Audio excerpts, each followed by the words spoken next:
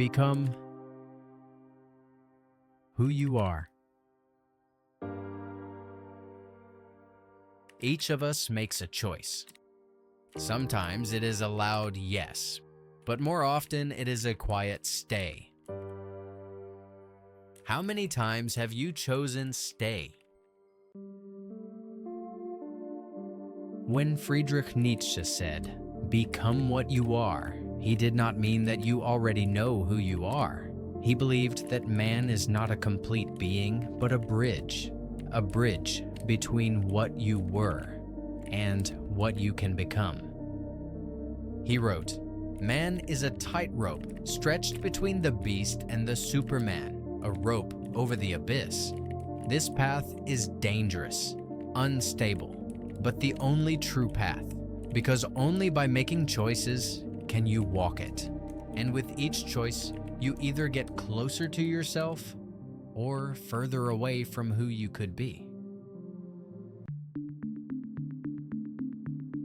We often think of choice as a rational act, but psychology and neuroscience tell a different story.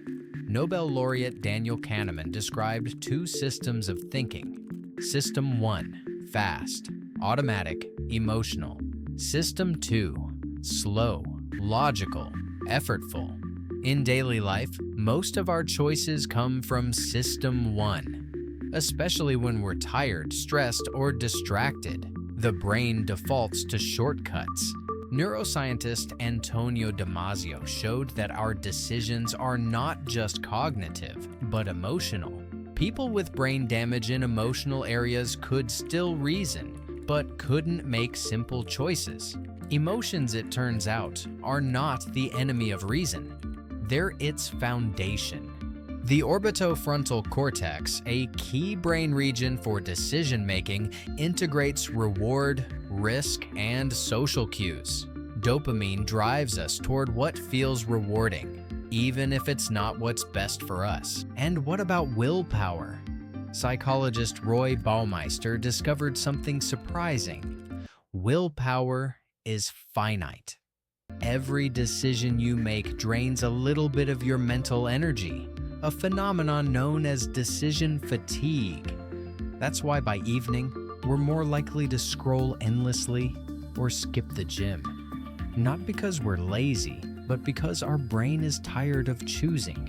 Conscious choice isn't instinct, it's effort. And that effort depends on energy, emotion, and awareness. We say we want freedom, but when we get it, we often freeze. Why? The German psychoanalyst Erich Fromm had an answer. In his book, Escape from Freedom, he wrote, "Freedom can create a sense of isolation and anxiety, unbearable for some. And so, people seek to escape it into conformity, submission, or destruction. To choose freely means you're responsible. There's no one to blame. No system, no parent, no fate." The French philosopher Jean-Paul Sartre put it bluntly, "Man is condemned to be free." He meant you can't not choose. Even not choosing is a choice. This is what makes freedom so heavy. We long for it, but we fear what comes with it. Uncertainty, failure, regret.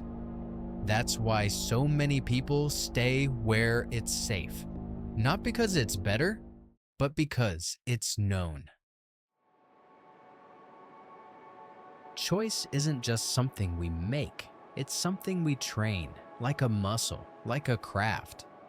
The first step is awareness. Psychologist Carl Jung said, "Until you make the unconscious conscious, it will direct your life, and you will call it fate." Start noticing. When are you choosing out of habit? When are you avoiding discomfort? The goal is not to control every decision, but to pause and ask, why this? Why now? The second step is clarity of intention. According to self-determination theory, we're most motivated when we act from intrinsic values, not pressure or fear. When your choices are aligned with your core, you feel less resistance and more energy. And the third step? Practice. Philosopher William James believed that character is built through repeated small acts. Every time you make one conscious choice, no matter how small, you're shaping who you become. Choosing is a skill, and the more you practice it, the more you begin to choose your life. Every choice is more than a decision. It's a statement. This is who I'm becoming. Friedrich Nietzsche believed that becoming yourself isn't a discovery, it's a creation. He writes, "You must become who you are, not who others expect, not who is easiest to be, but the one who aligns with your deepest truth." You don't have to change your whole life in a moment, but every day offers 100 small choices. And those choices, slowly, silently, shape your path. In the end, no one else is coming. No one will make the choice for you, but that's not a burden. That's the beginning of freedom.